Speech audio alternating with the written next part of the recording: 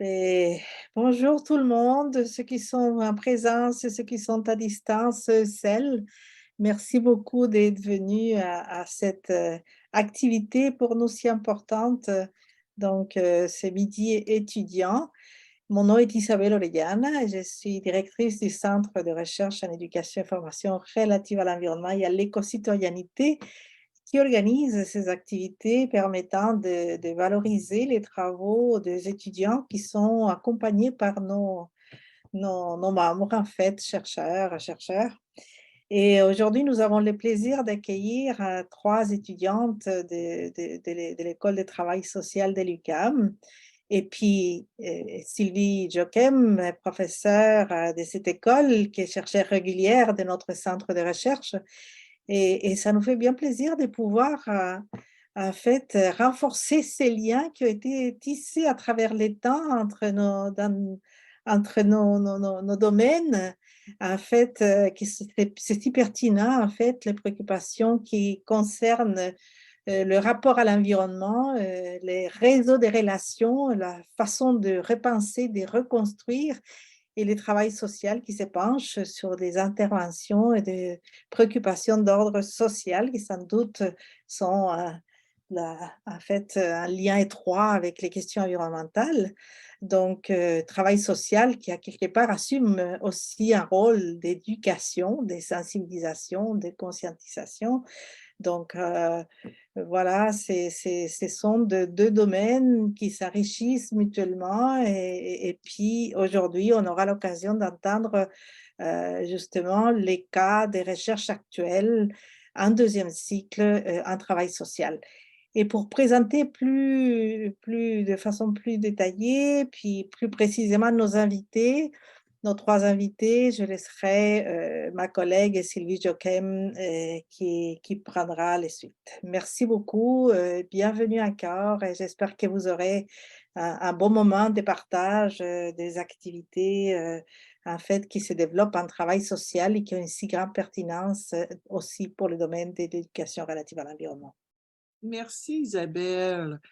Quelle belle introduction. C'est très chaleureux, même si on est à distance. Je salue Emmanuel Larocque au passage. Je voudrais pas prendre trop de temps, mais parce que de toute façon, Geneviève, que vous voyez à l'écran, va très bien contextualiser, mais j'aimerais dire que dans l'élan que ce que Isabelle a amorcé, a dit, il me semble que la question environnementale est celle qui est la plus porteuse et fédératrice d'un projet de société actuellement au niveau politique. Et, euh, et euh, En fait, devrait l'être, et pourrait l'être, je souhaite qu'il soit. Et en ce sens-là, enseigner en travail social m'apparaît être un acte politique aussi d'encourager la formation d'étudiants qui s'intéressent à l'articulation entre travail social et l'environnement. Cette jonction entre humain, non humain, vivant, non vivant, comme dirait Bruno Latour. Je laisse la parole, je cède la parole tout de suite à Geneviève pour qu'on profite du temps de discussion par la suite. Parfait. Ben, merci beaucoup, Sylvie. On voit bien. OK. Alors, ben, ça me fait vraiment plaisir d'être avec vous ce midi. Donc, comme Sylvie l'a mentionné, on est 3 étudiantes qui vont présenter aujourd'hui dans le but de créer des liens entre le travail social et l'air. Est-ce qu'on m'entend bien à l'écran? Oui, OK. Donc, il y a moi qui va présenter, Geneviève Perrin-Saint-Amand, Gabrielle Laverdière-Pilon, ainsi que Anaïs Gérinte. Et nous sommes tous les 3 étudiantes de 2e cycle en travail social à l'UQAM et sous la supervision de Sylvie. Alors, le plan de la rencontre d'aujourd'hui, en premier lieu, je vais mettre la table Alors, en mentionnant pourquoi le travail social devrait s'intéresser à l'environnement. Et ensuite, on va voir 2 études de cas. Donc, une première en recherche-intervention de Gabrielle, qui porte sur les émotions écologiques et l'intervention de groupe. Et une deuxième étude de cas, donc, qui est la recherche d'Anaïs sur quand les femmes s'engagent. Une étude des parcours d'engagement au croisement de l'écologie et du féminisme, et on aura une période de discussion par la suite. Alors, le travail social et l'environnement, donc, je vais me présenter rapidement. Donc, je suis nouvellement étudiante à la maîtrise, juste pour parler un peu de mon parcours. Je suis au tout début de mon parcours et je suis en repérage pour définir mon projet d'intervention. Donc, contrairement à mes 2 collègues qui ont déjà un projet d'intervention, sont déjà avancés dans la recherche, moi, je suis vraiment au début. Donc, c'est pour ça que c'est moi qui va mettre la table et faire les liens entre le travail social et l'environnement. Je vais commencer par définir un peu ce qu'est le travail social pour ceux et celles pour qui cette discipline est nouvelle. Ensuite, je vais parler de l'évolution de la question environnementale en travail social et des relations, bien sûr, entre le travail social et l'air. Alors, définir le travail social, même comme étudiante en travail social, ce n'est pas nécessairement une tâche facile. Donc, je vais prendre vraiment les grandes définitions de ce qu'est le travail social pour notre rencontre aujourd'hui. Quand on pense à travail social, on pense souvent à la relation d'aide, au métier de relation d'aide. Donc, peut-être justement ce qui différencie le travail social des autres métiers de relation d'aide, c'est la prise en contexte, de la prise en compte du contexte social. Donc, l'humain évolue dans un contexte social et on doit en prendre en compte. Et le travail social, pour se définir, il va faire usage aussi de connaissances et des disciplines en sciences humaines et en sciences sociales. J'ai décidé de retenir la définition de l'Association internationale des écoles en travail social. Donc, le travail social, c'est une pratique professionnelle et une discipline. Puis là, quand je dis, c'est pas tout le monde qui s'entend, c'est que justement, il y a des discussions au sein des chercheurs en travail social à savoir si le travail social est également une discipline. Mais pour aujourd'hui, on va utiliser cette définition-là. Il promeut le changement et le développement social, la cohésion sociale, le développement du pouvoir d'agir et la libération des personnes. Donc, les principes de justice sociale, de droit de la personne, des responsabilités sociales et collectives et de respect des diversités sont au cœur du travail social. Comme je le mentionnais, donc, étayés par les théories du travail social, des sciences sociales, des sciences humaines, des connaissances autochtones également. Le travail social encourage les personnes et les structures à relever les défis de la vie et agit pour améliorer le bien-être de tous. Il faut savoir qu'au Québec, la profession, donc le terme travail social est un titre réservé qui est régi par l'Ordre des professions. Donc, les étudiants qui diplôment du baccalauréat ou de la maîtrise en travail social peuvent faire partie de l'Ordre des travailleurs sociaux et des thérapeutes conjugaux et familiaux, entre autres choses. Maintenant qu'on a cerné un peu plus ce qu'est le travail social, qu'est-ce que font les travailleurs sociaux? Bien, on intervient en réponse à un problème social.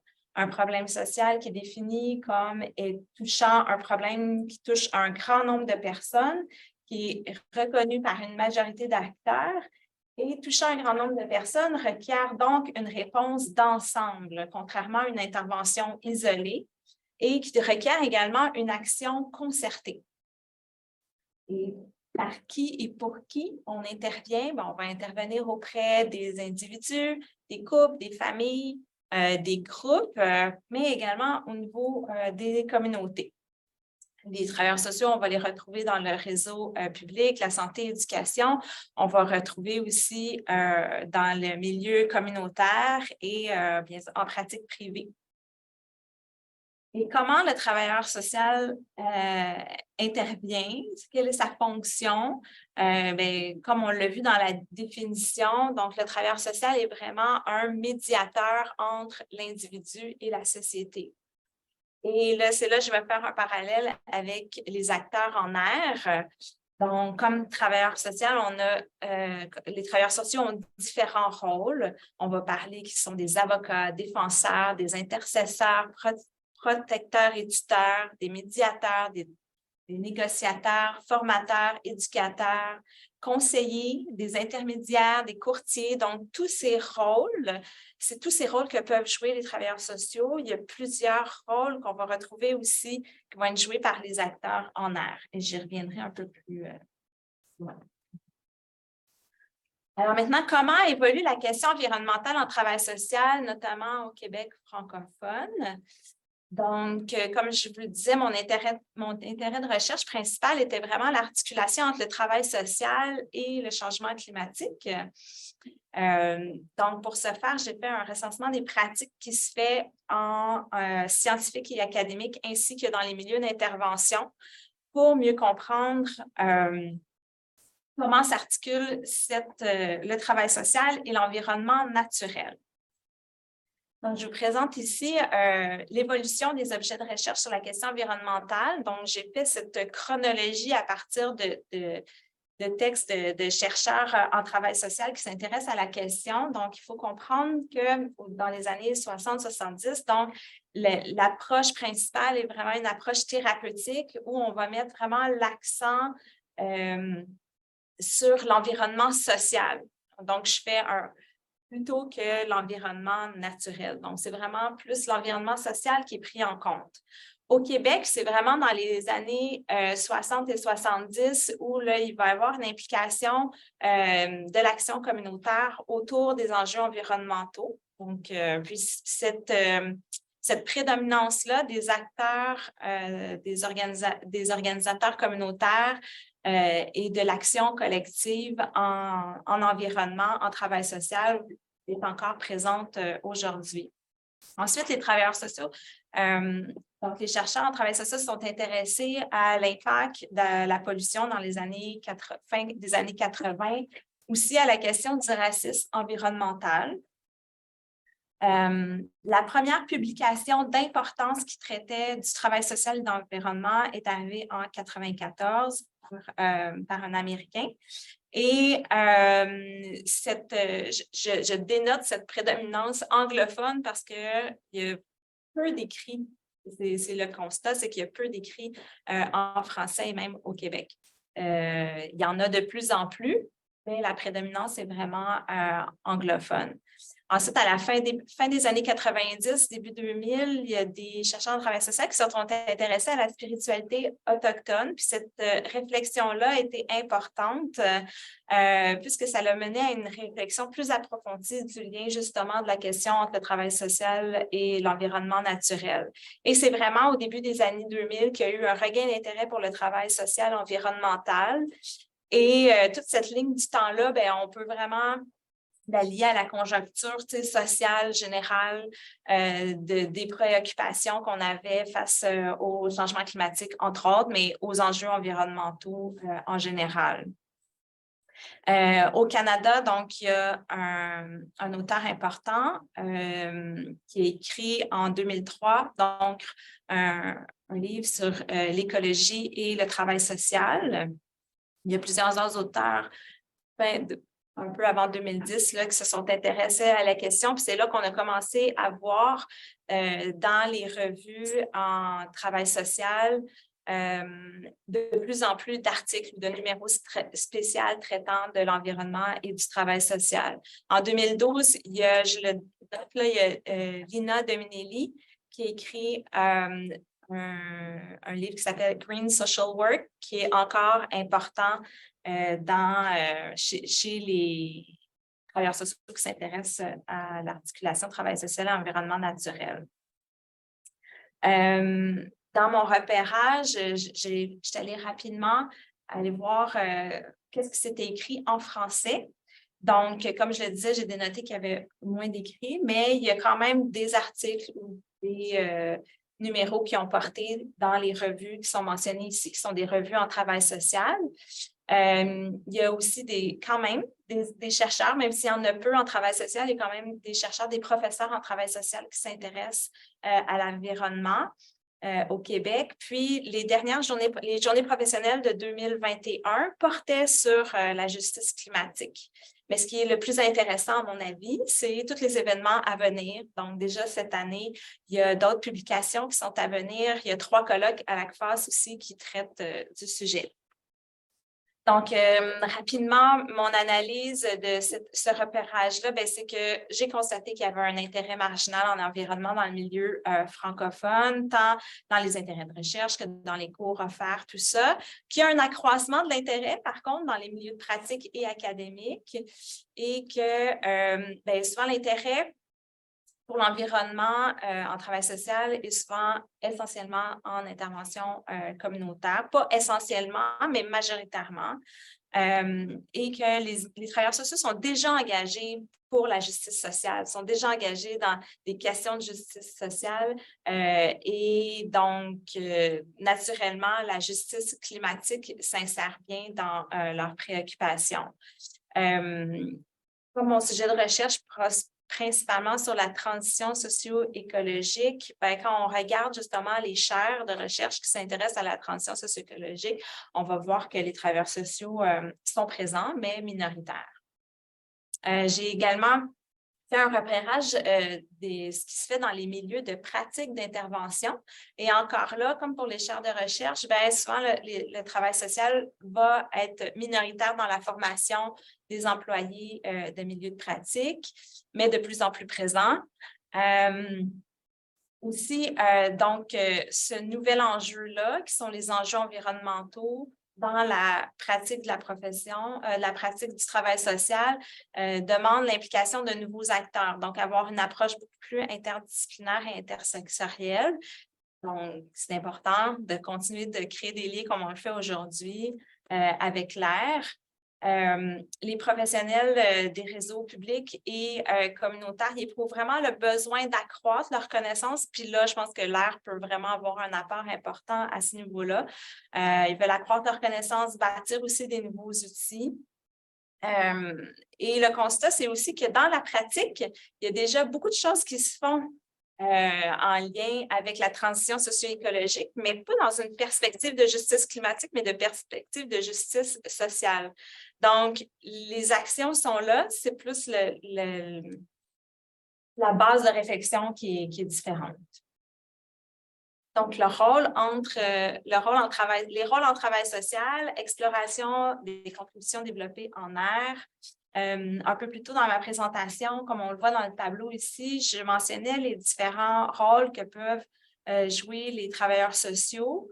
Et ces rôles-là rejoignent grandement les rôles des acteurs en air, comme on peut le voir dans la typologie de Lucie Sauvé. Je n'irai pas plus loin à ce niveau-là parce que je pense que mes 2 collègues qui vont présenter vont vraiment pouvoir faire une démonstration de cette application-là des rôles de travailleurs sociaux et comment l'air peut... et comment il peut y avoir une entraide entre l'air et le travail social pour les questions de justice climatique. Alors, je vais maintenant passer la parole à ma collègue Gabrielle.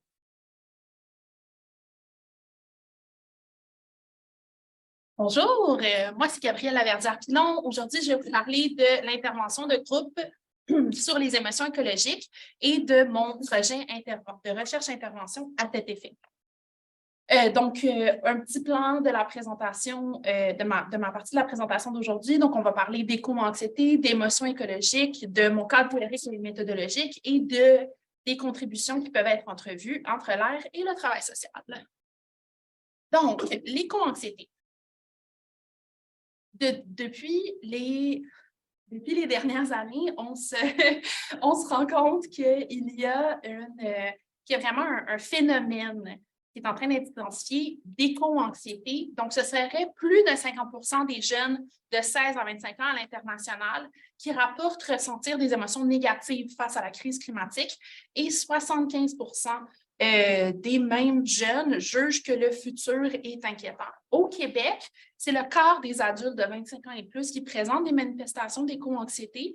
Et pour les jeunes de 18 à 24 ans, c'est 50% qui présentent des manifestations.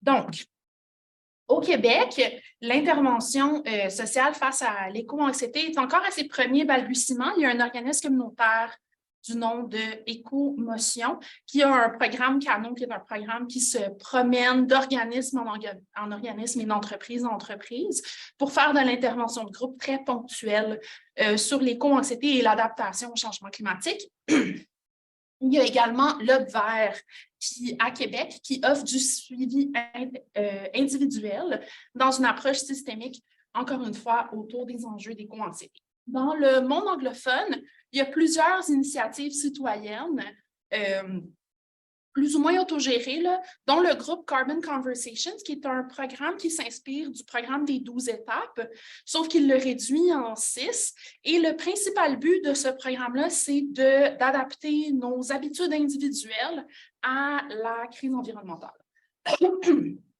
Excusez-moi. Et dans le monde hispanophone, il y a plusieurs initiatives qui ont été répertoriées par González Hidalgo et al. Qui se penche sur l'aspect psychosocial de la défense du territoire et des communs, tout autant en Amérique du Sud qu'en Espagne, et ce sont toutes des interventions.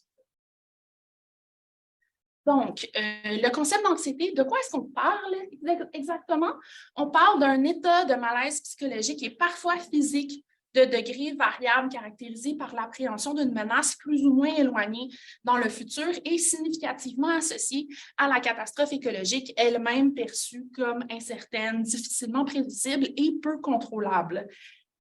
Le concept d'éco-anxiété s'imbrique dans ce qu'on appelle les éco-émotions comme répertoriées chez Piccola. C'est une tendance d'analyse qui est principalement issue de la psychologie cognitive et de la psychiatrie clinique. Ça tient relativement peu compte du contexte social et politique et il y a un intérêt assez marqué, comme vous allez voir à la prochaine diapositive, pour la différenciation entre les éco-émotions. Donc, on va parler de solastagie, d'éco-dépression, d'éco-colère et bien entendu d'éco-anxiété. Et de tous ces autres termes, il y en a vraiment, là, il y a vraiment un foisonnement définitionnel autour des éco-émotions. Dans le cercle noir, vous voyez celles qui sont les plus utilisées et dans la planète, vous voyez toutes celles qui avaient été répertoriées. Donc, il y en a plusieurs. Ici, moi, je vois un problème éco-social assez significatif. Dans les expressions éco-dépression, éco-anxiété, on ressent quand même une certaine allégeance envers le discours médico-psychologique. Et il y a toute une discussion qui est en train d'être faite en ce moment dans la théorisation sur la façon dont la psychologie et la psychiatrie se sont insérées dans notre rapport à nous-mêmes pour prendre la place que la religion prenait dans le passé. Donc, on en ressent les effluves dans le discours actuel sur l'éco-anxiété. Et quand on parle de changement climatique, il y a aussi une grande responsabilisation, une grande individualisation. On peut, tout ce qui est sur, beaucoup de ce qui se fait sur l'éco-anxiété en ce moment a affaire aux habitudes individuelles. Mais on peut se demander, est-ce que c'est vrai qu'on est tous responsables également du drame écologique? Donc, ça m'a amené à choisir un autre paradigme, c'est-à-dire les émotions écologiques. C'est un courant qui est concurrent aux éco-émotions et c'est une approche qui est émergente, qui entretient des liens étroits avec l'écologie politique et qui est définie par Kerouac et Weigel comme un sens qui nous informe de la nature changeante du climat social et environnemental dans lequel nous vivons. Donc, c'est une approche qui est beaucoup plus globale. C'est une interprétation qui est basée dans une perspective des conflits socio-environnementaux plutôt que dans la psychologie. Tout ça, ça m'a amené à formuler une question de recherche et une question d'intervention. ma question de recherche, c'est comment le labeur affectif participe-t-il à la politisation des émotions écologiques? Et ma question d'intervention, c'est comment l'intervention sociale de groupe d'aide mutuelle sur les émotions écologiques redistribue le labeur affectif chez les personnes participantes. Nous allons parler de tous ces termes-là un petit peu plus tard. Par contre, j'ai oublié de mentionner que moi, mon mémoire, c'est un mémoire de recherche-intervention, c'est-à-dire une recherche dont le sujet d'étude est une intervention psychosociale conçue par la chercheure pour en vérifier sa pertinence dans un cadre donné, d'où la raison pour laquelle j'ai 2 questions pour mon mémoire. Donc, on va parler maintenant un petit peu plus de cadre théorique et méthodologique. Donc, labeur affectif et politique, j'en ai parlé, mais de quoi est-ce qu'on parle exactement?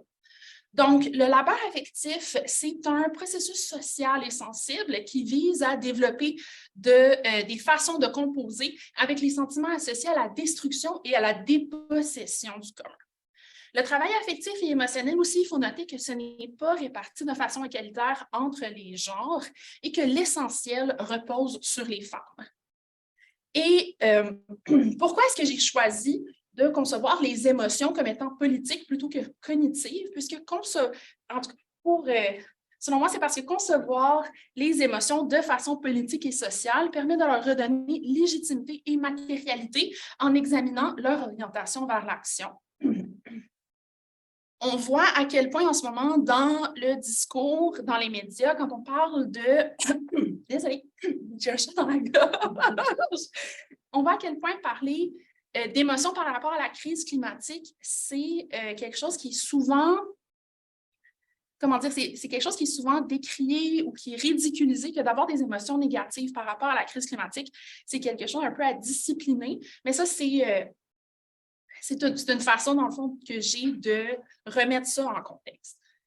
Et aussi, les affects, c'est le pendant des émotions qui est innommable, mais qui est quand même bien réel. Et ces affects-là sont sociaux, culturels et politiques. Ils nous mobilisent, mais ils peuvent aussi nous immobiliser. C'est important d'en être conscient. Et pour faire de la place aux émotions et aux affects dans notre rapport au changement climatique, c'est un petit peu aussi refuser le paradigme de la rationalité comme étant la seule façon de faire de la science. Donc, l'aide mutuelle et l'intervention sociale de groupe, de quoi on parle quand on parle d'aide mutuelle? C'est un principe selon lequel la vie s'organise autour de la collaboration plutôt que de la force. Donc, c'était une théorisation qui se voulait concurrente à Darwin. Et c'est aussi une entreprise politique qui offre en l'humain ses capacités et en la puissance de la rationalité. La raison pour laquelle j'ai décidé de mobiliser ce concept-là, c'est parce que c'est indissociable du travail social de groupe.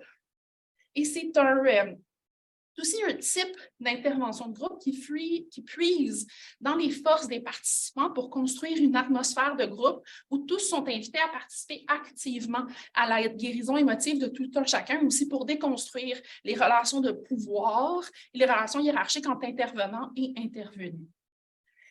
C'est également un modèle qui peut être jumelé au groupe autogéré, encore une fois pour déconstruire cette relation-là de hiérarchie et pour intégrer une perspective systémique qui vise le changement social. Il y a relativement peu d'écrits sur l'aide mutuelle et le travail social de groupe, même s'il y a une popularité grandissante, c'est important de le noter. Et la méthode de recherche que j'ai sélectionnée, c'est une recherche féministe participative.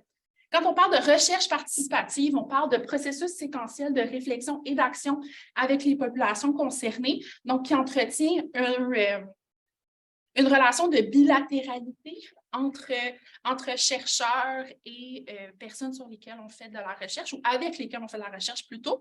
Et la raison pour laquelle j'ai décidé de sélectionner une recherche féministe, c'est parce que mon concept principal, le labeur émotif, est tellement si peu égalitairement réparti entre les genres. Donc, de quoi est-ce que ça va avoir l'air exactement? C'est difficile de le dire en ce moment parce que, justement, je cherche à cultiver une relation horizontale avec les jeunes avec lesquels je vais faire ma recherche. Par contre, en ce moment, c'est de ça que ça a l'air. Ça va probablement se dérouler avec des jeunes de 14 à 18 ans à l'automne 2023 dans une maison des jeunes ou un endroit avec une fonction similaire. Il va y avoir également une co-construction du programme d'intervention. Ça va se dérouler sur 10 semaines d'intervention en tant que telle, de plus que des semaines de planification et de clôture pour un total de 14 semaines. Et il va y avoir également une possibilité d'exposition à la fin de l'intervention pour vraiment donner matérialité à toutes ces émotions-là qu'on ressent. Et finalement, la contribution de l'air dans tout ça. Je vois vraiment une grande possibilité de coéducation et d'action sociopolitique collective face au changement climatique dans ce groupe-là. Il y a aussi un rôle d'éducation populaire qui est dont on parle peut-être un peu moins en travail social, mais qui a été beaucoup plus populaire dans le passé, mais qui affirme que les travailleurs sociaux ont une grande responsabilité d'éducation envers des populations marginalisées. Et je pense aussi qu'il y a un renouvellement du sens de l'action vers la transformation. Donc, autant en parlant de nos subjectivités environnementales, on peut donner sens à nos actions envers la crise climatique, autant qu'en étant conscient de tout ce qui est à la crise climatique, on donne du sens dans nos actions dans le groupe. Et il y a aussi un éclairage de la critique sociale et environnementale qui a été développé par l'air, notamment par Sauvé, qui a un grand apport à jouer dans ce genre de groupe-là. Et je pense qu'il y a un dialogue à nourrir entre affectivité et air qui a commencé à être nourri par Gousse Lessard et Lebrun-Paré en 2022, mais qui est certainement à continuer. Donc, je vais laisser la parole à ma collègue Anaïs qui va vous parler de son projet. Merci beaucoup. Bonjour à tous, merci. Donc, troisième intervenante et dernière avant qu'on discute tous et toutes ensemble. Donc, dans mon cas, contrairement à mes collègues, j'ai le projet de faire, je suis en train de faire une recherche tout court et non une recherche-intervention. Donc, c'est plus une recherche classique en sciences humaines, comme vous pouvez tous et toutes connaître. Et mon sujet d'étude, c'est sur l'engagement des femmes dans les actions collectives et qui rejoignent, selon elles, à la fois le féminisme et l'écologisme. Donc, je vais juste vous dire que je vais vous faire une présentation qui est assez classique avec une problématisation d'abord. Je vais aborder mon cadre théorique ensuite, rapidement passer sur la méthodologie et vous présenter vous avez la primeur de quelques résultats préliminaires, très préliminaires, mais quand même, je suis très contente de vous les présenter. Donc, ma problématisation, la voici. Je vais passer très rapidement sur les impacts socio-sanitaires des changements climatiques parce que je pense que je m'adresse à un public qui est très au courant que les changements climatiques ont des impacts sur les humains ou sur les écosystèmes et donc sur les humains également. Ce qu'on peut par contre retenir qui est important pour la suite de ma démonstration, c'est que parmi ces impacts-là, la littérature a montré que certains groupes étaient plus impactés que d'autres. Puis parmi ces groupes, il y a les personnes racisées, les personnes qui vivent de la pauvreté, les communautés rurales ou nordiques et, entre autres, donc, les femmes.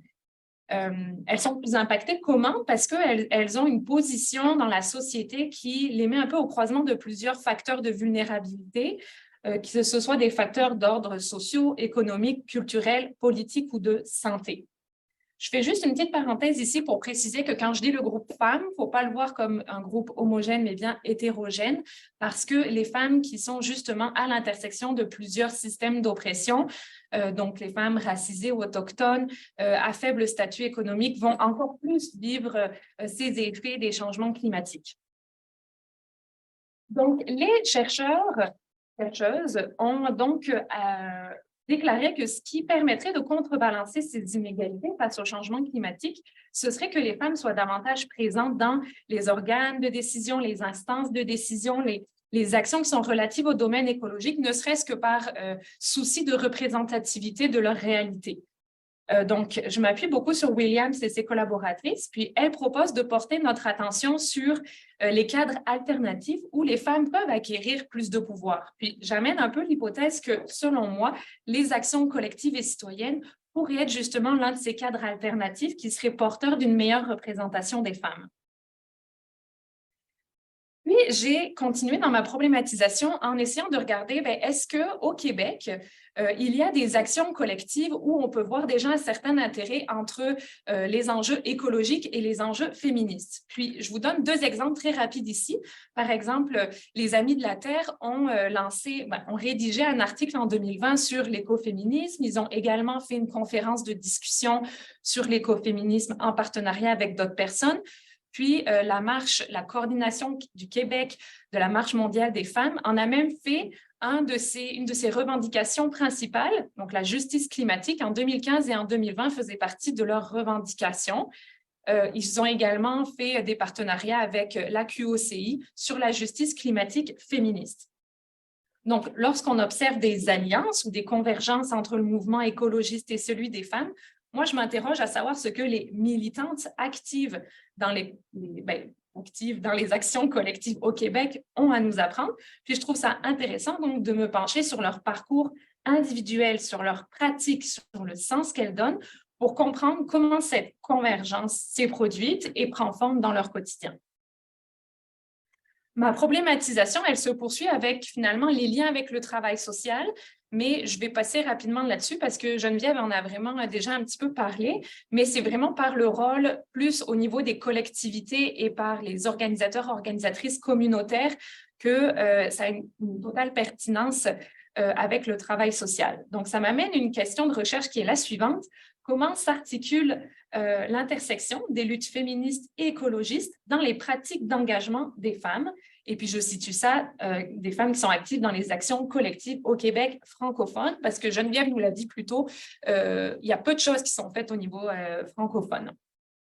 Cette recherche, elle a pour but de répondre à plusieurs objectifs, mais retenons ensemble que c'est surtout de documenter et d'analyser ces pratiques d'engagement. Puis précisément, moi, je veux regarder au niveau individuel comment cette intersection des luttes ou des enjeux, elle est pensée et pratiquée dans un objectif général d'offrir peut-être des outils de compréhension aux organisations et actions collectives.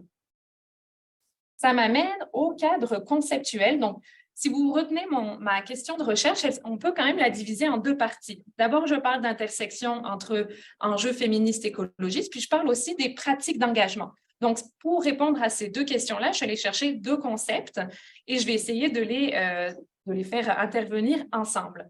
Donc, le premier concept, c'est celui de l'écoféminisme critique. L'écoféminisme, donc là, je m'appuie surtout sur les écrits de Plumwood et de Gard. Puis, une lunette écoféministe dans ma recherche, c'est intéressant parce que ça permet d'amener les liens structurels sur l'exploitation de la nature et les oppressions diverses, dont celles qui concernent le genre. Si vous avez un petit peu cherché qu'est-ce que c'est que l'écoféminisme, vous avez lu que c'est très vaste, très général. Il y a beaucoup de terminologies différentes. Certaines parlent de pratiques, certaines parlent de concepts, certaines parlent de valeurs. Donc, c'est très large. Faut le voir comme un parapluie. Puis même la terminologie peut être des fois différente, voire en opposition, parce que certaines parlent de l'écoféminisme culturel, spirituel, social, critique. Mais ce qu'il faut retenir, je pense, dans le cadre de ma démonstration, c'est que ça permet de combler un fossé entre féminisme et écologie pour transformer les deux en une praxis unifiée dans un but général, finalement, de mettre fin aux formes de domination. Puis, pour cela, en fait, les théoriciennes écoféministes, selon elles, en fait, les problèmes écologiques et l'oppression des femmes s'expliquent par la même chose. C'est la fonction idéologique des dualismes qui organisent notre pensée occidentale. Puis, cette logique dualiste, elle crée une pensée binaire où elle oppose des termes ou des concepts comme l'esprit sur le corps, la culture sur la nature, les hommes sur les femmes. Puis c'est à noter que ce n'est pas juste des termes qui sont en opposition, mais il y a vraiment une construction là-dedans où le second terme, la nature, le corps, les femmes, sont instrumentalisés dans le but de servir les premiers. Je ne vais pas y aller plus loin parce qu'on pourrait faire juste 1h30 sur l'écoféminisme et je vais aller sur la deuxième partie de mon cadre conceptuel, qui est plus la partie qui viendra opérationnaliser mon analyse, c'est les pratiques d'engagement. Alors, pour ça, je m'appuie sur le livre de Lilian Mathieu qui s'appelle « L'espace des mouvements sociaux ». C'est un sociologue français qui s'inscrit dans la sociologie pragmatique. Son cadre d'analyse rejoint un petit peu celui de l'interactionnisme. Mais ce qui le caractérise, c'est l'idée que les actions donnent des outils pour identifier c'est quoi les processus dans et par lesquels les individus ils acquièrent des façons de faire, des façons de penser, d'être socialement. Puis c'est quoi les agents ou les instances qui participent à ce processus, qui assurent ce processus, et c'est quoi les effets et les produits. Donc ça vient un petit peu expliquer la sociologie pragmatique. Mais dans son cadre théorique à Lilian Mathieu, qui est l'espace des mouvements sociaux, c'est quelque chose de très complexe où à la fois il s'intéresse à des choses macro puis aux structures sociales, puis il s'intéresse aussi plus d'un point de vue micro aux interactions entre les individus, d'où aussi le lien avec l'interactionnisme. Moi, dans le cadre de ma recherche, je viens piocher cette partie-là du cadre théorique de Lilian Mathieu et de ce qu'il nomme comme étant les pratiques d'engagement. Puis pour Lilian Mathieu, les pratiques d'engagement, il faut les comprendre comme un ensemble global et pluriel qui regroupe 3 choses. Et moi, je vais me concentrer aujourd'hui seulement sur les 2 premières. Il s'agit de disposition à la pratique contestataire. Donc, c'est quoi nos appétences à la protestation? Les capacités à s'indigner, à s'engager dans des disputes publiques, un attrait pour l'action de groupe, l'action collective. Puis, dans le cadre de ma recherche, moi, je vais aussi regarder finalement les dispositions aux enjeux, à l'intérêt à la lutte féministe et écologiste. Au niveau des compétences en situation, on parle d'habileté, c'est l'idée que dans ces engagements-là, les militants, militantes dans mon cas, ou les personnes qui sont engagées, elles viennent piocher des compétences et des habiletés qu'elles avaient déjà acquises dans le cadre d'autres contextes, que ce soit via l'école, via l'emploi, et elles les mettent en application pour servir leur action, ou alors c'est via l'action en tant que telle qu'elles développent des nouvelles compétences. Et la 3e partie, c'est au niveau d'une analyse plus des discours et des motifs de la protestation, qui fera partie de notre présentation, de notre midi-discussion. Donc, voilà pour mon cadre théorique. Au niveau de ma méthodologie, considérant que c'est une visée déjà exploratoire puis descriptive d'un processus qui est celui de l'engagement, la méthode qualitative, c'est celle qui semble la plus adaptée. Et pour cela, j'ai utilisé une méthodologie, on va dire, relativement classique avec des entrevues semi-directives où j'ai fait un guide d'entretien préalable qui était structuré vraiment selon le dispositif d'analyse de Lilian Mathieu avec les dispositions, les compétences et les discours. Et mes critères d'inclusion, je voulais que ce soit des personnes qui s'identifient comme femmes, qu'elles soient majeures, qu'elles aient une implication dans une action collective, mais qui ait minimalement une durée de 1 an pour qu'elles puissent avoir un petit peu de matière à discuter. Et là, c'est l'aspect qui relève de leur subjectivité à elles. Il fallait qu'elles identifient que cette implication, elle relève à la fois de la lutte écologiste et féministe. Vous voyez sur le côté un rapide portrait de mes répondantes. Je ne vais pas passer tout à travers, mais ce qu'on peut remarquer, c'est que je suis quand même contente d'une certaine diversité sur certains points comme l'âge. J'en ai autant qui sont dans la vingtaine comme proche des 70. Au niveau aussi de l'état civil, au niveau du nombre d'enfants. Mais ce qu'on peut remarquer, c'est clairement, et ça fera partie de quelque chose à considérer dans mes limites, mais il s'agit de 8 femmes blanches qui sont relativement très éduquées. Il y en a une minimalement qui a un baccalauréat, mais elles ont toutes une maîtrise acquise en cours ou un doctorat commencé, mais pas terminé. Les résultats préliminaires, on y arrive. J'espère que je ne parle pas trop vite. Donc, je vais aborder d'abord les dispositions et ensuite les compétences. Au niveau des dispositions, souvenez-vous, on parlait à la fois des processus, puis des agents et des instances qui participent à ces processus. J'ai pu en faire une certaine cartographie, puis les différents processus que j'ai vus, c'est la socialisation, sans surprise, la conscientisation, la sensibilisation, il y a une politisation, une intellectualisation et des expériences d'oppression. Par exemple, il y a plusieurs femmes qui ont expliqué que leur intérêt féministe, elles l'ont eu grâce finalement à une certaine proximité avec un membre de leur famille, souvent une mère, une grand-mère, une amie très proche, qui a été un petit peu cette personne qui les a initiées à avoir une lunette féministe sur la condition des femmes. Il y en a une autre, par exemple, qui, elle, a vraiment grandi dans un contexte de commune où tout était fait ensemble, où elle estime qu'elle a eu une éducation relativement collective, où tout le monde participait à toutes les tâches. Et donc, pour elle, par exemple, elle ne conçoit pas sa vie comme autrement que dans une certaine collectivité. Donc, ça fait du sens pour elle de s'engager dans des actions collectives et non pas individuelles. Au niveau de la politisation, par exemple, il y a une des femmes qui m'explique qu'à la maison, c'était vraiment très courant qu'autour de la table, on discute de l'actualité, des enjeux politiques du moment, des liens avec les structures sociales, les oppressions. Elle a eu des parents qui étaient très axés sur les enjeux politiques et ça a vraiment participé à faire d'elle une personne très politisée, justement. Pour d'autres, c'est plutôt à l'école, finalement, via l'université, qu'il y a eu cette politisation-là qui s'est faite, avec des participations, par exemple, aux associations étudiantes ou en suivant des cours un peu plus axés sur les politiques. Puis, j'ai en train de remarquer que toutes les personnes, finalement, que j'ai rencontrées ont fait des études soit dans les sciences de l'environnement ou les sciences sociales, fait qu'ils étaient souvent très en contact avec des connaissances sociologiques ou politiques. Au niveau de la conscientisation, la sensibilisation, il y en a qui m'ont dit, par exemple, « Oh mon Dieu, moi, mon intérêt sur les enjeux écologiques, je m'en souviens, j'étais au secondaire, puis on a fait une activité sur le compost, puis ça m'a vraiment marqué, puis ça a fait que j'ai toujours eu ensuite un intérêt à savoir qu'est-ce qui se passe au niveau de la planète, c'est quoi les dangers, c'est quoi les enjeux, comment on peut agir. » Donc, c'est via des fois des activités de sensibilisation, des outils, des ateliers qu'est né cet intérêt-là.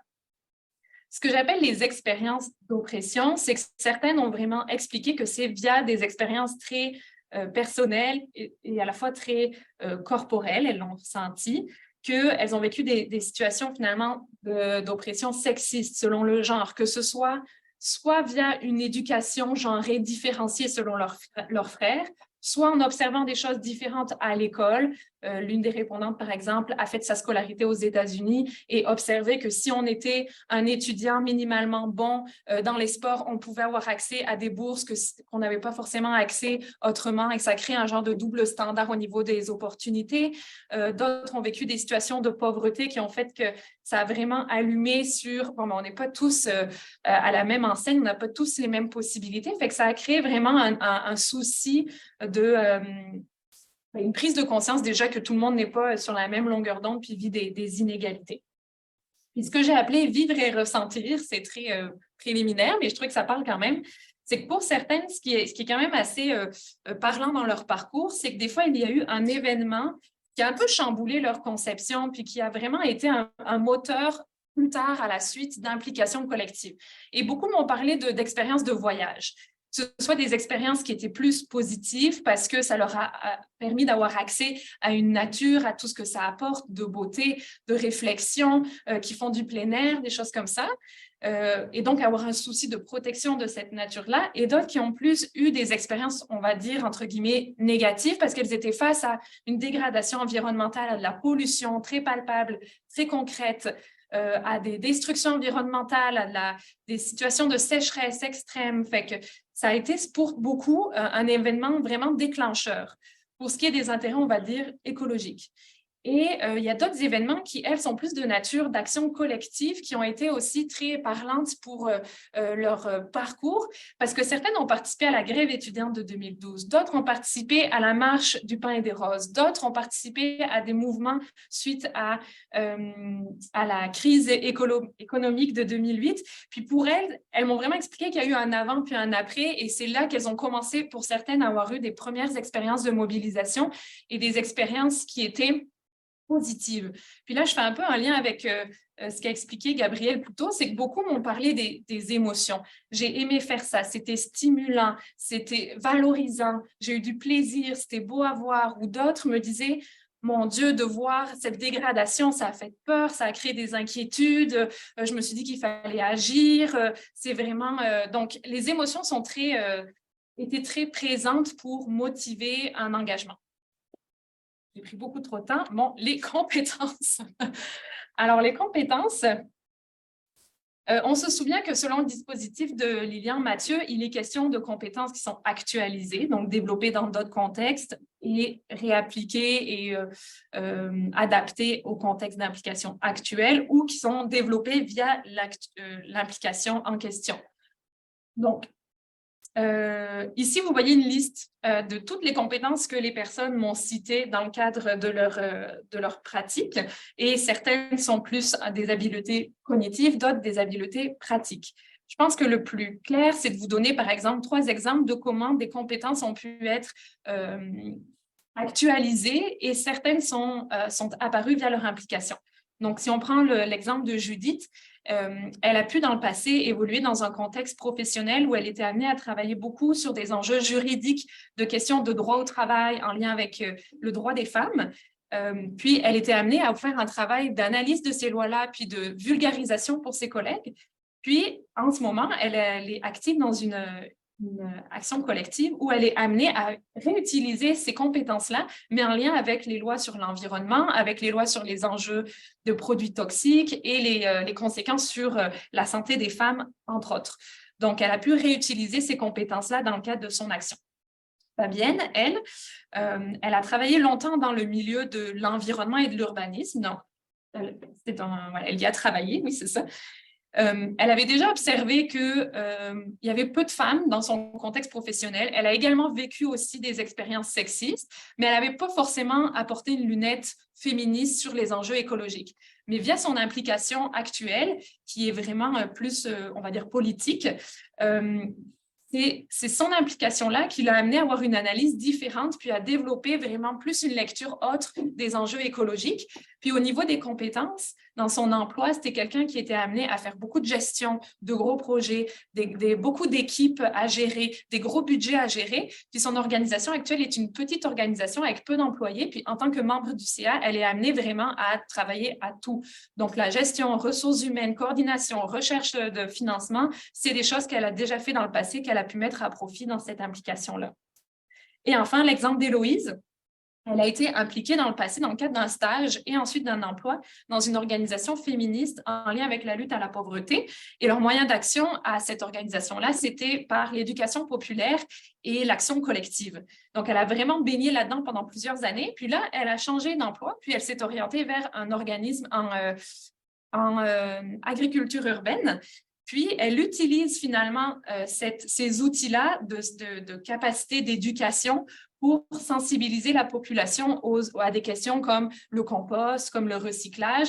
Puis, elle amène vraiment une lunette structurelle. Donc, quand elle est en réunion d'équipe, elle explique par exemple que elle, son rôle, c'est d'amener une lunette féministe et structurelle des enjeux parce que ses collègues ne voient pas forcément que tout le monde n'a pas la capacité de mettre du temps et de l'argent à aller, par exemple, dans une épicerie zéro déchet. Fait qu'elle a vraiment ce rôle-là de gardienne un petit peu de la lunette féministe et des enjeux structurels. Le parallèle que je peux faire avec l'air rapidement, tantôt, Geneviève nous expliquait qu'il y avait vraiment des parallèles qui pouvaient se faire au niveau des rôles. Puis justement, là, je m'appuie beaucoup sur un article de Lucie Sauvé. Ça a été une certaine révélation. Quand j'ai lu cet article-là, je me suis dit, mon Dieu, c'est vraiment... ça pourrait être mon cas théorique. Parce qu'elle parle finalement que l'un des rôles en air, c'est d'accompagner, de stimuler le développement d'une éco-citoyenneté.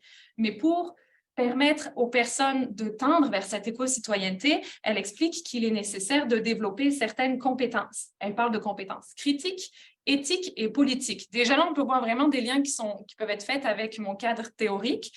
Puis, dans ces compétences, pour chacune de ces compétences, il est question, par exemple, de connaissances, d'habiletés cognitives, d'attitudes et de valeurs. Là aussi, j'ai l'impression qu'on peut vraiment faire des liens avec mon cadre théorique.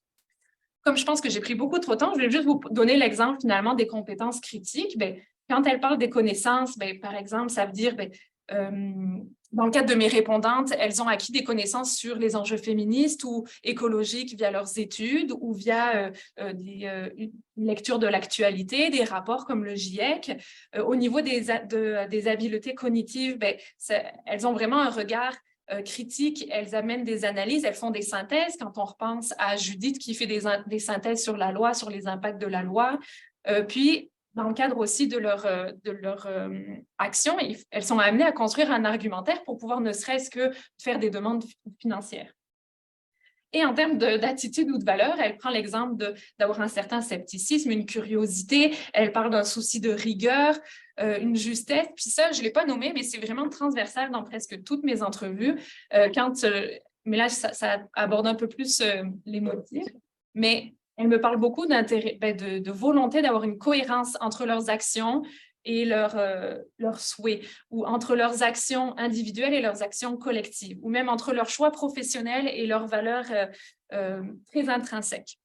Donc, on pourrait aller plus loin avec les compétences éthiques, avec les compétences politiques, mais c'est vraiment Je pense qu'on voit ici que le cas théorique que j'ai utilisé peut très bien s'adapter finalement à des recherches en air.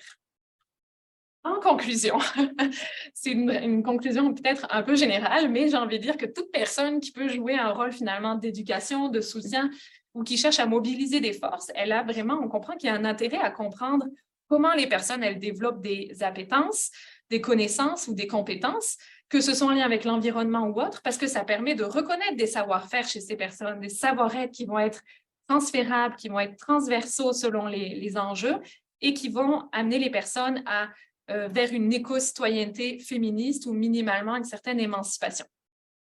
Merci. Et voici ma bibliographie. Donc, merci pour toute votre attention. On arriverait finalement à la discussion. Peut-être que mes collègues peuvent me rejoindre à la fin. Je ne sais pas si c'est encore nécessaire de partager l'écran. Merci. Je ne sais pas si comment vous voulez fonctionner. Déjà, peut-être prendre des questions, puis ensuite, dépendamment, ça va peut-être finir en discussion. On regarde s'il y a des questions sur le chat. Je ne penserai pas. Non. Merci, Sylvie.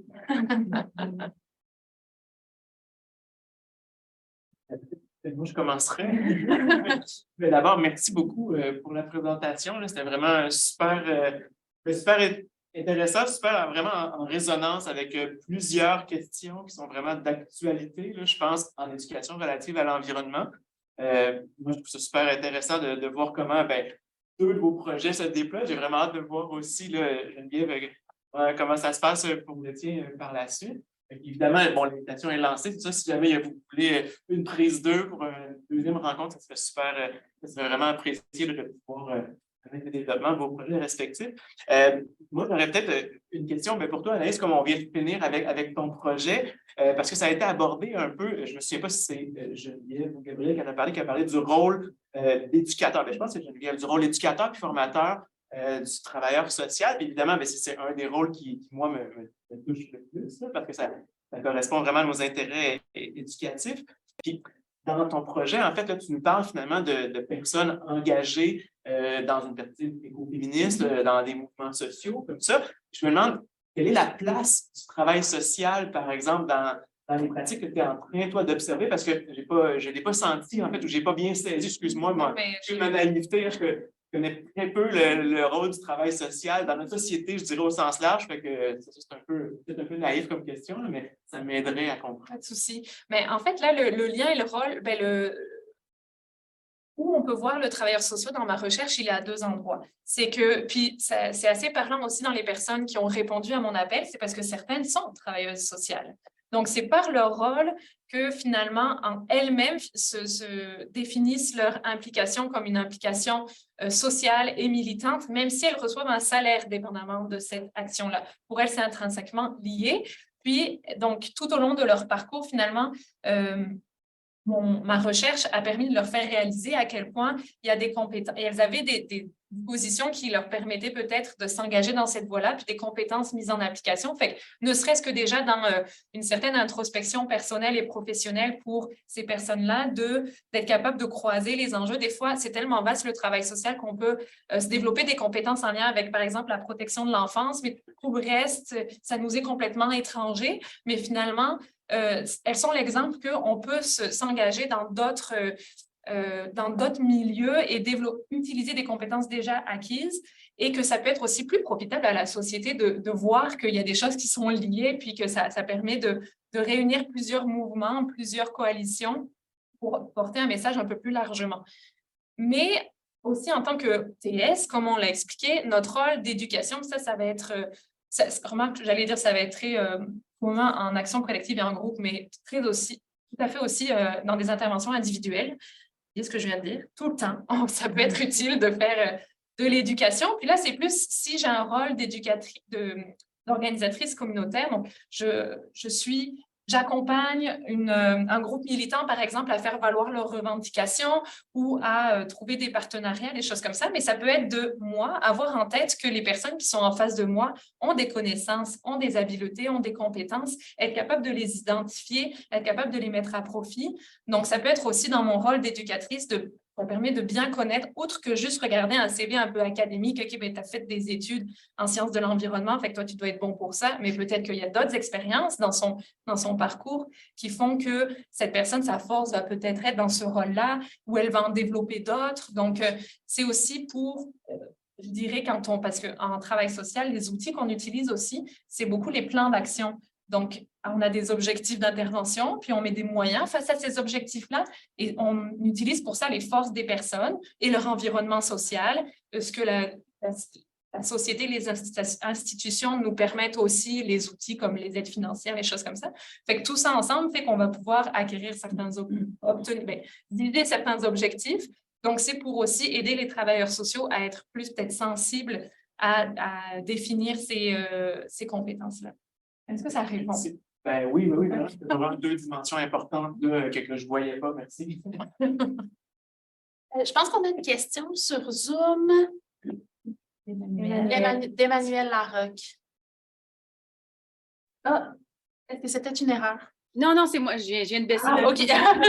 Merci beaucoup pour ces présentations. Puis ça donne un bon petit clin d'œil au colloque. J'ai vraiment hâte de vous entendre dans quelques mois. En fait, il va y avoir une évolution, je suis certaine. Mais enchantée. Puis merci beaucoup pour ces présentations très riches.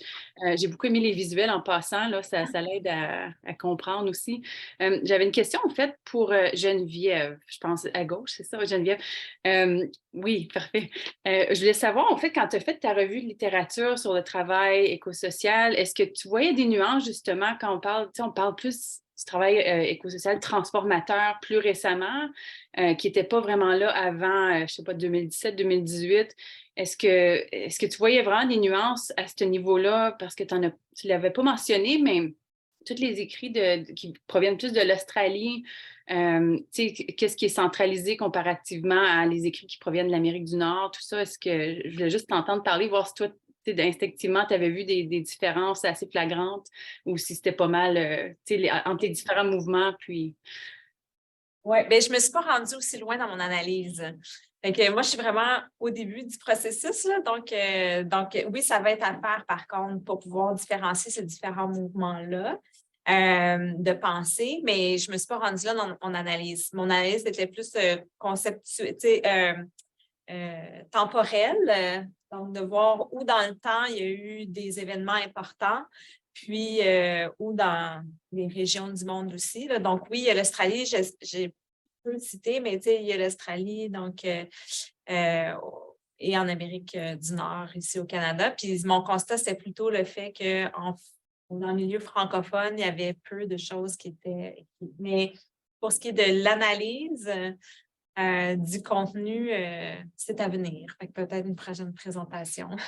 Oui, non, mais c'était vraiment super bien fait. Au fait, la ligne de temps, là, ça représente très bien, au fait, ce que j'essaie de mettre dans ma thèse en ce moment. Donc, je vais référer à ton petit graphique, mais c'est super bien. Puis, je voulais savoir, juste vite fait aussi, comme pour vous, je pense que c'était, peut-être pour vous trois en général, à la lumière de vos recherches, est-ce que vous voyez le travail social un peu différemment ou est-ce que vous voyez qu'il y aurait des opportunités différentes pour les travailleurs sociaux dans la façon qu'on l'enseigne ou dans la façon qu'on le pratique maintenant que vous êtes plus éclairé au niveau du travail écosocial puis même de l'éducation relative à l'environnement puis de faire les ponts entre les deux?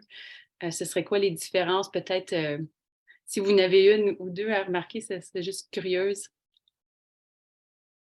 Mais pour ma part, c'est sûr que j'ai plus l'impression que ma recherche m'a convaincue davantage, mais je pense que je fais partie de ces personnes et de ces étudiantes qui se reconnaissaient davantage dans une certaine pratique alternative ou marginale, entre guillemets, qui étaient attirées vers plus justement le collectif, le groupe, je connais moins ça, mais l'action individuelle, les choses comme ça, c'est déjà quelque chose qui m'animait. Puis je pense que ça fait sens avec mon choix de recherche. Ça s'explique justement par mon choix de recherche. Fait que pour moi, c'était déjà présent, mais quand j'ai commencé ma revue de littérature, c'était déjà il y a 2 ans. Je vois par contre qu'il y a vraiment un engouement, comme Geneviève l'a fait remarquer. Fait que ça permettrait juste, je pense, de permettre de faire connaître plus largement ça à nos collègues. Parce que quand on en discute autour de nous, quand on fait des séminaires, puis on a des collègues en travail social, puis on parle chacun de recherches respectives, quand on dit qu'on travaille plus sur l'environnement, on a encore des gros yeux qui s'ouvrent, là, puis des gens qui ne saisissent pas trop le pourquoi du comment.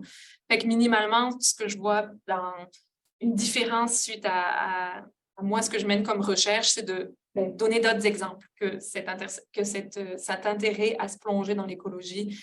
Non seulement elle existait déjà, mais c'est de plus en plus pertinent. OK, c'est bon. Moi, c'est vraiment plus à l'étape de réflexion, là, je dirais. Dans le sens où, dans la pratique, dans les milieux de pratique, on voit que les travailleurs sociaux sont peu présents, mais pourtant, ont toutes les habiletés pour pouvoir l'être. Fait que dans tout le mouvement écologique ou dans les chaires de recherche, même dans les milieux de pratique qui vont mettre de l'avant des mesures d'adaptation au changement climatique, on va voir beaucoup des gens qui ont fait des études en environnement, peu en travail social, puis même du côté militant, le travail social va être moins mis de l'avant, alors que, à mon avis, il pourrait l'être beaucoup plus mis de l'avant. Fait que c'est de quelle façon, je pense, les écoles en travail social, mais même la profession en travail social peut aller chercher tous ces jeunes-là qui s'intéressent et qui s'intéressent à l'environnement, qui veulent faire une différence. Fait que je pense qu'il y a quand même un travail à faire. Parce que pour moi, le lien est clair. Puis la place des jeunes, parce que là, on parle des jeunes parce qu'on va des étudiants, mais même s'il y a des étudiants plus âgés, là, mais tu sais, la place des gens qui veulent faire une différence et s'impliquer dans toute cette transition socio-écologique-là, il pourrait avoir une plus grande place du travail social. Mais c'est vraiment plus au niveau d'une réflexion que d'un constat. Là, ouais. Pour moi, mon constat est plus, je pense, autant chez les travailleurs sociaux, les étudiants en travail social, que dans la population en général, notre perception du travail social est très exiguë. Elle est vraiment limitée. Autant dans l'imaginaire populaire que même les gens qui entrent au bac ou même les gens qui ont un bac en travail social, on a une vision du travail social qui est, oui, il y a des gens qui travaillent en intervention communautaire, il y a des gens qui travaillent en intervention de groupe, mais elle est principalement d'intervention individuelle.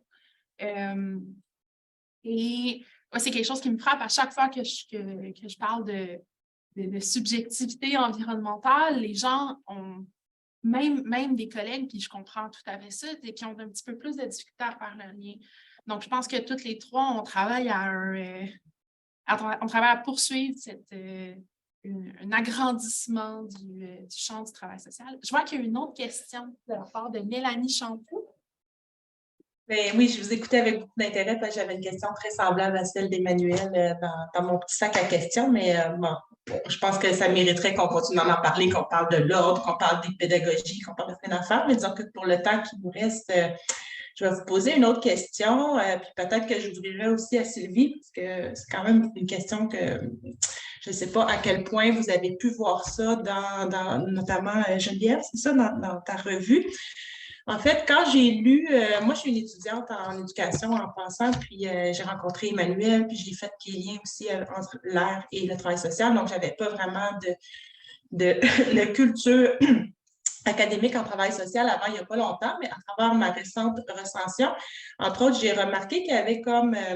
en fait, je me demande, vous, qu'est-ce que vous percevez là, au sein de votre champ en ce moment en lien avec la justice environnementale, parce que ça a été nommé au début dans ta présentation, Geneviève, vous l'avez repris aussi, plusieurs d'entre vous, puis en même temps, je pense à Sylvie qui, en ouverture, nous a parlé d'une posture ontologique, la nature-culture, en nous citant Bruno Latour. Puis, en fait, dans le livre de Dominelli, qui, je pense, c'est bien elle qui a écrit Green Social Work, il me semble que j'ai cru percevoir à plusieurs moments dans la lecture, j'ai pas les numéros de page, là, une prise de position en faveur d'une justice environnementale plus anthropocentrique, dans le sens que la justice écologique, elle avait tendance à la critiquer comme étant quelque chose qui, bon, en tout cas, elle n'abordait pas Elle n'allait pas dans le sens d'une justice pour tous les êtres vivants, comme si elle voulait maintenir cette espèce de séparation, tandis qu'après ça, quand j'ai lu le modèle d'éducation holistique proposé par Boeto, c'était davantage avec des visions du monde autochtone, dans laquelle cette justice écologique était davantage assumée.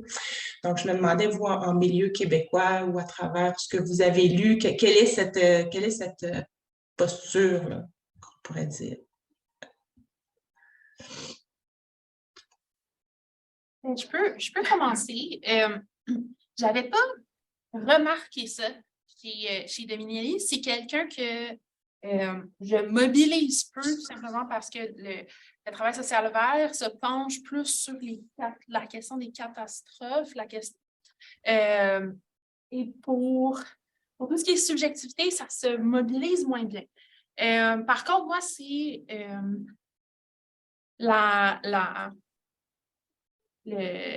établir une dichotomie entre humain et nature, c'est pas vraiment quelque chose avec lequel je suis à l'aise. Personnellement, j'adopte plus une posture d'écologie sociale où est-ce que l'humain est vu comme faisant partie de la nature et même jusqu'à un certain point qui rejette la différence entre ville et campagne, comme la campagne étant inhéremment plus naturelle que la ville, puisque les humains sont en eux-mêmes naturels. Donc, je ne sais pas si ça répond à votre question un petit peu, mais moi, ce n'était pas une différence avec laquelle que je suis à l'aise de me mobiliser dans l'analyse de mes futurs résultats. Merci. Ben, là, j'essaie d'improviser. C'est sûr que moi aussi, j'ai quand même lu, puis c'est ce sur quoi argumentent les auteurs en travail social dans l'intérêt de ceux que la discipline s'investissent dans cette branche-là, c'est parce que l'idée de justice sociale et les enjeux écologiques, ben, on a pu démontrer qu'à cause des impacts humains, de la dégradation environnementale, ça devient un enjeu social. Donc ça, je pense que c'est ce pourquoi on utilise de plus en plus cette terminologie-là de justice climatique ou de justice environnementale. Mais c'est vrai que j'ai aussi remarqué qu'il y avait certaines personnes qui regardaient juste ça au niveau des impacts humains ou même, par exemple, qui vont regarder les impacts sur les écosystèmes, mais en ramenant ça à, ben, si les écosystèmes ne sont pas en santé, ça ne va pas permettre aux humains de s'alimenter correctement. Fait que c'est vrai qu'il y a, je pense, encore cette difficulté à percevoir les autres êtres vivants comme à part entière de notre société avec lesquels on va avoir des interactions qui sont tout à fait précieuses. Et je pense que là où on voit peut-être dans la littérature quelque chose d'un peu différent, là je suis peut-être en train de faire des parallèles, c'est vraiment rapidement comme ça que j'y pense, mais il me semble qu'en Europe, où c'est des pays où il y a moins, par exemple, de populations autochtones ou de populations qui ont des façons de vivre et des cosmologies moins en lien avec la nature, on va moins percevoir justement de discours sur ben, la nature fait aussi partie de nos vies, c'est aussi on a des interactions avec les éléments naturels versus c'est le cas des États-Unis, c'est le cas du Canada, c'est le cas de l'Amérique du Sud, c'est le cas de l'Australie, où j'ai l'impression que souvent on va se nourrir des écrits plus autochtones, ce qui est en même temps une très bonne chose parce que c'est très précieux, puis ça permet de visibiliser d'autres façons de vivre. Et après, il faut faire attention à ne pas instrumentaliser ces communautés et à romantiser un petit peu le rapport à la nature qui, en tant qu'occidentaux. Mais oui, c'est vrai, je vois quand même ces choses-là un peu différentes, mais j'essaie depuis tantôt de me souvenir le nom, mais Sylvie, peut-être tu sauras. Comment elle s'appelle l'autrice féministe là, qui nous amenait à penser le social autrement que juste entre les humains, mais aussi avec les êtres vivants. Ça te parle-tu, Sylvie? Non, je l'ai étudié en cours, mais Donna Haraway. Oui, c'est ça. Merci. Mais je l'ai trouvée très pertinente pour, en fait, donner notre terminaison et définition à ce que c'est que le social. En fait, là, à mesure que vous parlez, là, ça continue à progresser dans ma tête. Puis je me dis, moi, j'ai l'impression que le champ du travail social, maintenant, qui évolue, se sent prêt à évoluer, en tout cas une certaine frange vers le travail éco-social, d'une manière de transformer le person in the environment pour que dans cet environnement, on inclue également l'ensemble du reste du monde non humain. Mais la question que je me pose, c'est est-ce que vous pensez que là où probablement on n'est pas tous rendus, sauf certains auteurs peut-être que j'ai pu lire, c'est de dire que désormais, les personnes en travail social sont également au service d'une relation d'aide pour les non-humains, dans le sens que tant que ça reste, OK, l'impact de l'environnement, des changements climatiques, peu importe, négatifs sur la santé de l'humain ou le bien-être de l'humain ou des groupes sociaux, ça peut aller. Mais là, de là à dire que désormais, également, on doit s'engager pour la justice, le bien-être des autres êtres vivants, selon vous, est-ce qu'on peut se rendre là? On en est loin, j'ai l'impression. Mais après, Vraiment loin. ça fait longtemps que je ne me suis pas replongée dans les derniers écrits parce que ça bouge tellement, hein, c'est fou. Dans les 2 dernières années, il y a eu beaucoup plus d'écrits. Fait que peut-être qu'il y en a qui sont plus radicaux et qui vont jusque-là.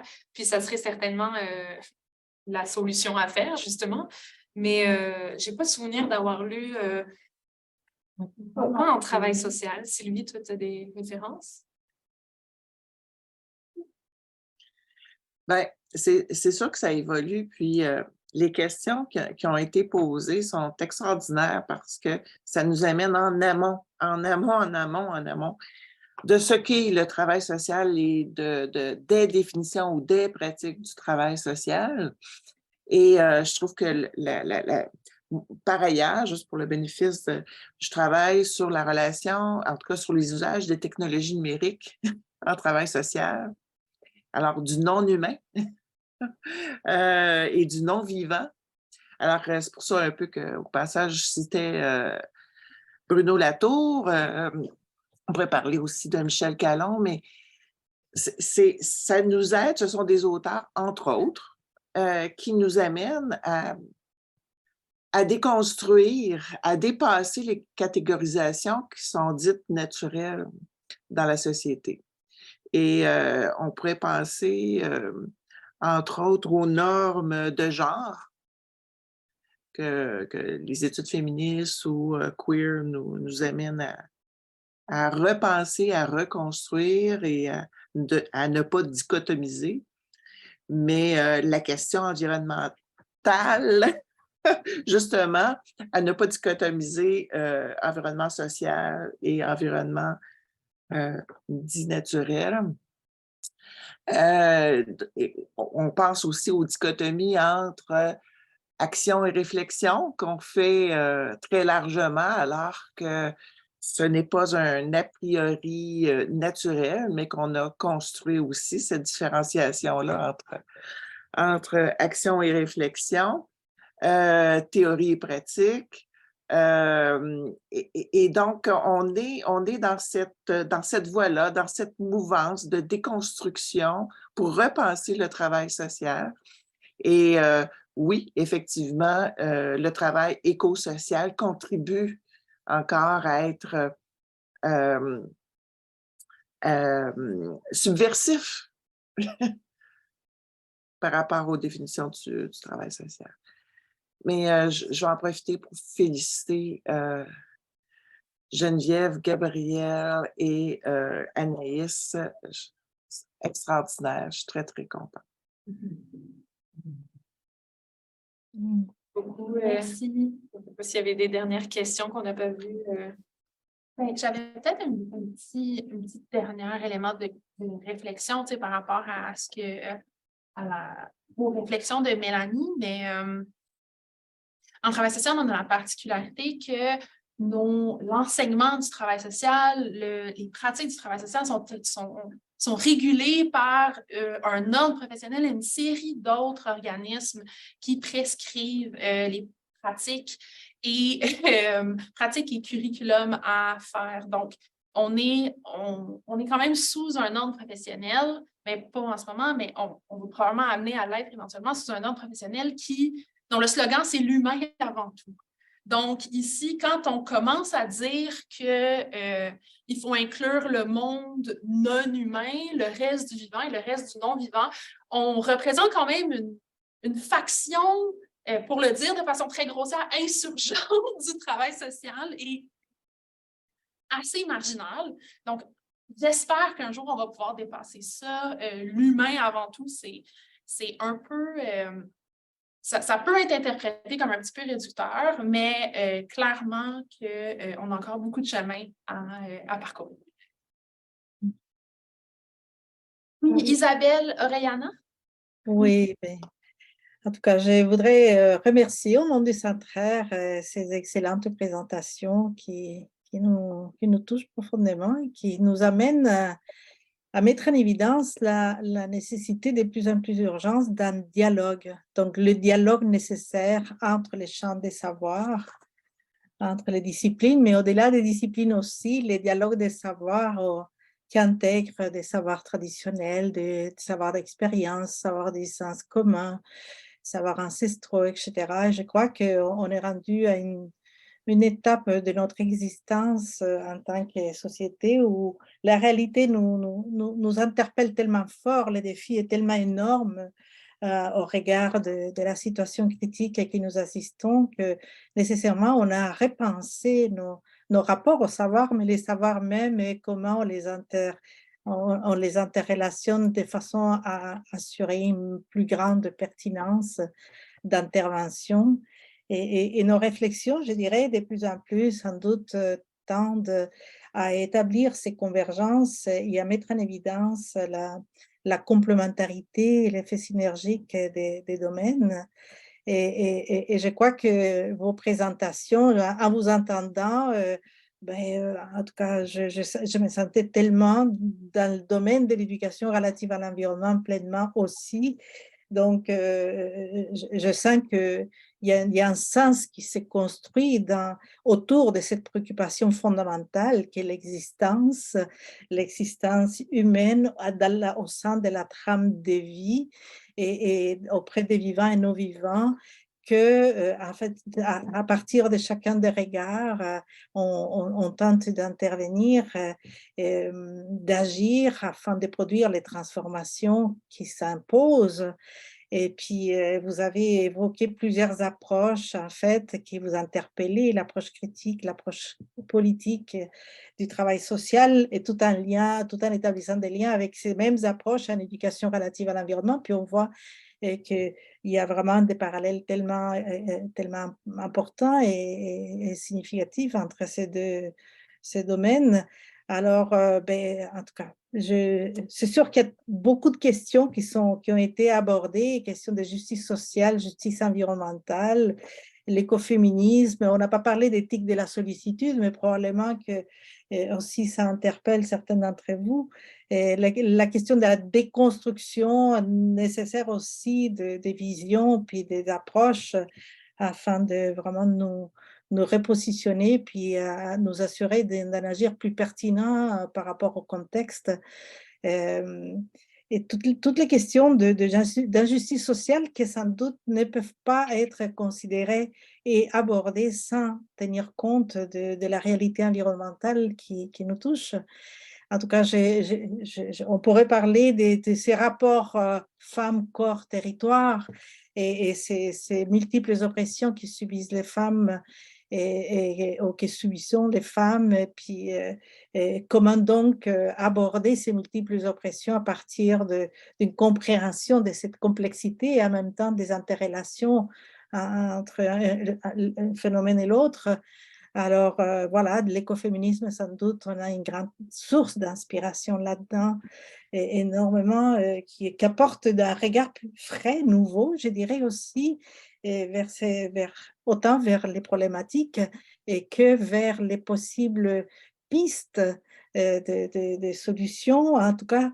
Et puis bon, on est pour trouver des solutions aux problèmes, mais aussi on est pour rêver, pour nous penser à un autre avenir et une autre façon de vivre ensemble dans cette réalité partagée. Et je crois qu'on voit les convergences des préoccupations du travail social qui s'ouvre en fait, qui éclot en fait de ces limites qui étaient d'une intervention très centrée sur l'individu et ses problèmes psychosociaux, etc. Mais plus, et puis bon, sociaux aussi, mais qui aborde l'être humain et les groupes sociaux dans sa relation avec les milieux, avec l'environnement. Et l'environnement peut être les quartiers, peut être en fait la région, je ne sais pas si elle va pouvoir revenir avec nous. Est-ce qu'il y avait d'autres questions ici dans la salle?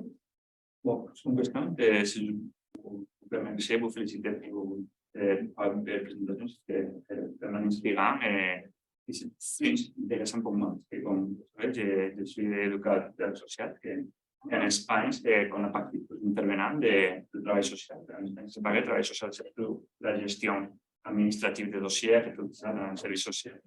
Et l'éducation sociale, c'est la partie que je trouve plus près de ce que vous de la réflexion. Et c'est plus pour la présentation dans le parcours de ces relations entre le travail social et l'éducation et l'environnement, l'éducation pratique dans l'environnement.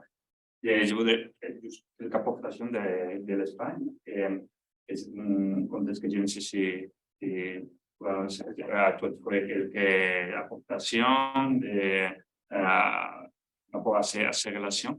Mais c'est juste pour vous dire qu'en Espagne, de 2005, les curriculums de baccalauréat en éducation sociale incorporent l'éducation relative à l'environnement, les éléments principaux des compétences de la formation en éducation sociale. Et la plupart des collèges professionnels d'éducateurs et éducatrices sociaux incorporent l'éducation environnementale comme domaine des actions aussi. Et après, il y a plusieurs auteurs comme, je dirais notamment des mondes de recherche, qui sont pédagogie sociale et éducation relative à l'environnement, qui ont écrit sur ces relations en profondeur là-bas pour faciliter des références si ça vous intéresse. Ah, oui. Et pour la présentation d'Anaïs sur l'écoféminisme, je voudrais aussi, je me dis que peut-être tu la connais déjà, mais il y a un autrice espagnol très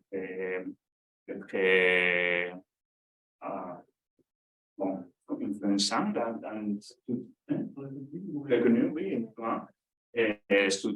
cette approche de l'écoféminisme critique, qui s'appelle Yayo Herrera. Et en plus, elle est éducatrice sociale de formation.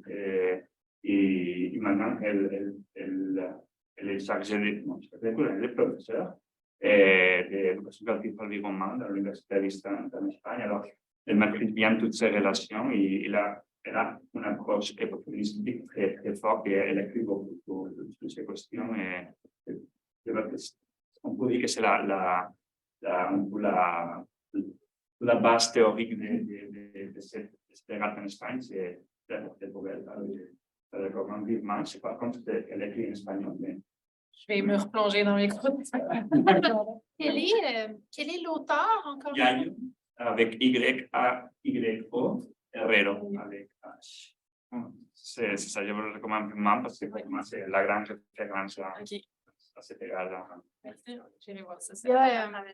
Il y a une auteure espagnole, nom de Marianne González Hidalgo, qui est une de mes principales inspirations, qui a beaucoup documenté les luttes pour le territoire en Amérique latine, mais aussi la sensibilité environnementale, notamment dans des groupes qui ont été organisés à Madrid. Je vais vous donner son nom après. Mais Marianne González Hidalgo, c'est une porte critique très riche là, dans tout ce qui est analyse de la sensibilité, de la subjectivité environnementale. Donc, je pense qu'il y a beaucoup de choses très intéressantes qui se font du côté du monde hispanophone. Il y a aussi Giraldo et Toro qui ont écrit, un livre là, vraiment qui a complètement changé ma vision de ce que c'est que de ressentir des choses par rapport à l'environnement. Bienvenue C'est pour ça.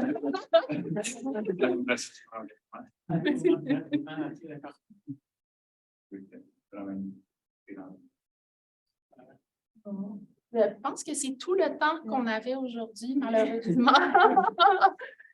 Merci encore pour votre participation. Puis vivement, en fait, une reprise pour pouvoir suivre les développements dans chacun de vos projets. Ça va vraiment être super intéressant. Puis, je ne sais pas s'il y a d'autres questions. En tout cas, moi, j'aurais d'autres questions à vous poser. Je vais peut-être le faire par courriel pour pouvoir poursuivre l'échange parce que je trouve que vous avez ouvert des pistes dans plusieurs directions pour entamer justement ou poursuivre le dialogue entre l'éducation relative à l'environnement et le champ du travail social. Merci beaucoup. Dommage qu'Isabelle n'ait pas pu prendre la parole à la fin. Peut-être que je peux laisser le mot de la fin à Sylvie, justement, qui lève la main pour terminer. C'était pas pour prendre le mot de la fin, là, mais Hugues, je prends ça au passage que tu dis, là, comment poursuivre. Mais concrètement, comme le dit Emmanuel Larocque, il y a un colloque là, à la CFAS, vous en présentez un, le Centraire, mais ce serait bien justement qu'on se rencontre. Je ne sais pas si vous êtes disponible le vendredi 12 mai, mais on pourrait justement travailler ensemble plus librement, avec ou non, ou sans des communications formelles. La soumission de communication formelle, elle est prévue pour le 13, donc c'est tout bientôt, le 13 février. Donc, nous avons 2 journées, une journée le 9 et une journée le 12 qui sont prévues. Mais celle du 12 risque justement d'être un espace libre pour dialoguer. Alors, c'est une invitation formelle. On inscrit ça dans nos agendas. Merci. Désolé, je n'apparais pas à la caméra parce qu'on a mis la caméra sur le poste. Mais merci, oui, on prend bonne note de cette invitation-là, puis on va la partager aux collègues. Merci beaucoup, puis bonne continuation et certainement à d'autres occasions de discuter ensemble de tout ça.